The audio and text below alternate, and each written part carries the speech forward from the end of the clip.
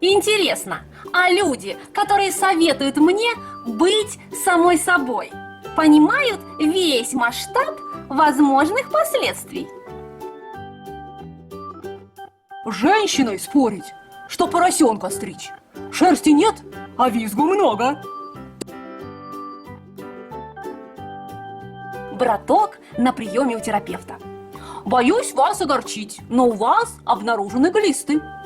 Ты чё, в натуре? Что за позорный диагноз? Не можешь что-нибудь покруче придумать? Доктор подумал и написал: очковые змеи.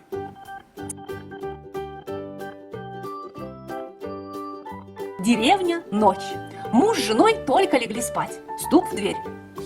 Дорогой, сходи посмотри, кто там. Вот еще, сама сходи. Все-таки пришлось жене уступить, и пошла она в прозрачной ночнушке, набросив на плечи платок. Открыла дверь, а там сосед. Извините за столь поздний визит, срочно понадобился топор. Она дала соседу лампу и спустились в погреб. Только нагнулась, чтобы найти топор. Сосед сзади пристроился и сделал свое дело.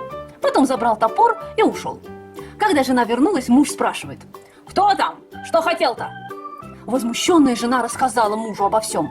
Муж в ответ: вот, а ты хотела, чтобы я пошел.